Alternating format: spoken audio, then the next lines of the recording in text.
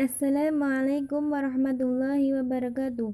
Di sini saya akan melanjutkan materi dari Mbak Meira Anjarwati, yaitu pemikiran Fadlur Rahman.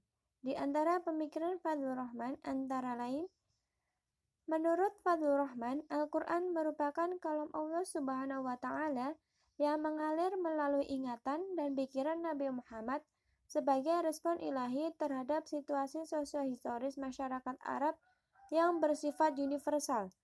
Secara eskatologis, Al-Quran dalam keseluruhannya adalah firman Allah Subhanahu wa Ta'ala sebagai perkataan Nabi Muhammad SAW.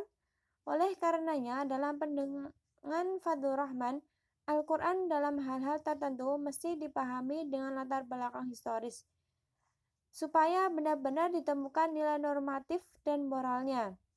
Menurut Fadlur Rahman, ayat-ayat Al-Quran tidak bisa dipahami secara literal atau harfiah, sebagaimana yang dipahami para mufasir klasik. Memahami Al-Quran dengan makna harfiah tidak saja akan menjauhkan seseorang dari petunjuk yang ingin diberikan oleh Al-Quran, tetapi juga pemerkosaan terhadap ayat-ayat Al-Quran. Pesan yang sesungguhnya ingin disampaikan Al-Quran bukanlah makna yang ditunjukkan oleh ungkapan harfiah suatu ayat, melainkan nilai moral yang ada di balik ungkapan literal tersebut. Karena itu, ayat-ayat Al-Quran harus lebih dipahami dalam kerangka pesan moral yang dikandungnya, untuk mengetahui pesan moral sebuah ayat Al-Quran. Fadlur Rahman menawarkan suatu metode yang logis, kritis, dan komprehensif, yaitu hermeneutika double movement atau gerak ganda interpretasi dan metode tematik.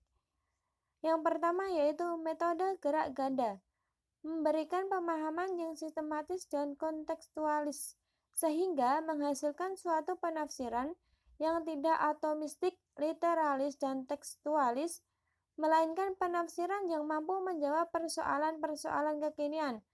Adapun yang dimaksud dengan gerak ganda adalah dimulai dari situasi sekarang ke masa Al-Quran diturunkan dan kembali lagi ke masa kini.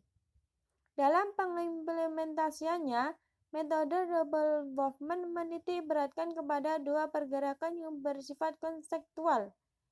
Gerakan yang pertama bertolak dari situasi kontemporer menuju ke era Al-Quran. Dalam pengertiannya, bahwa perlunya pemahaman arti dan makna dari suatu pernyataan dengan mengkaji situasi atau problem historis, di mana pernyataan Al-Quran tersebut hadir sebagai jawabannya. Gerakan kedua, dari masa Al-Quran diturunkan setelah menemukan prinsip-prinsip umum, kembali lagi ke masa sekarang. Dalam pengertiannya, bahwa ajaran-ajaran yang bersifat umum tersebut harus ditumbuhkan dalam konteks sosio-historis yang konkret di masa sekarang. Sebagai bentuk optimisme dari Fadlur Rahman terhadap metode penafsiran yang telah dikemukakan olehnya, apabila kedua momen gerakan ganda tersebut berhasil diwujudkan, niscaya perintah-perintah Al-Quran akan menjadi hidup dan efektif kembali. Yang kedua yaitu metode tematik. Metode ini berangkat dari asumsi bahwa ayat-ayat Al-Quran saling menafsirkan, sebagaimana para ulama klasik mengungkapkan dengan adagiumnya Al-Quran yufassiru ba'duhu ba'dan. Tujuannya yaitu menganjurkan metode ini untuk memahami kandungan Al-Quran secara utuh dan komprehensif. Itu tadi bisa dipahami dengan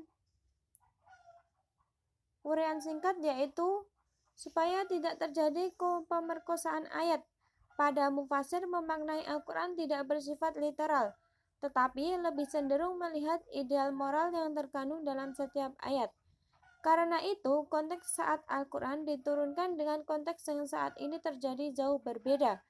Jadi, upaya penafsiran Al-Quran perlunya disesuaikan dengan situasi dan kondisi yang terjadi.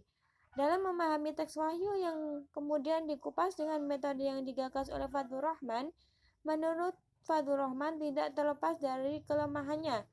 Pertama, yaitu metode double movement. Secara aplikatif sudah luar biasa. Akan tetapi, metode ini hanya dapat diterapkan pada ayat-ayat hukum dan sulit diterapkan pada ayat-ayat non-hukum. Hal ini karena jarak yang sangat jauh antara Al-Quran saat diturunkan dengan situasi sekarang. Sehingga menurut Fadlur Rahman, metode ini tetap memiliki arah subjektivitas. Dengan demikian, sangatlah mengembangkan dari data otentik.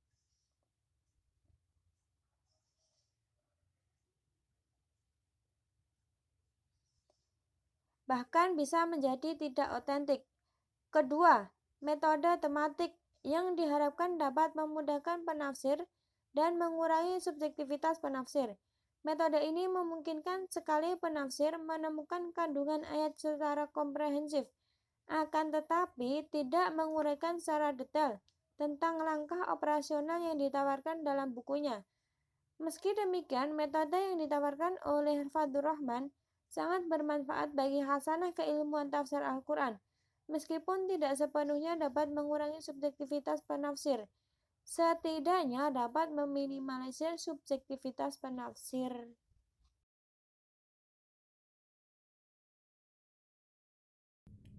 Sekian materi dari saya. Wassalamualaikum.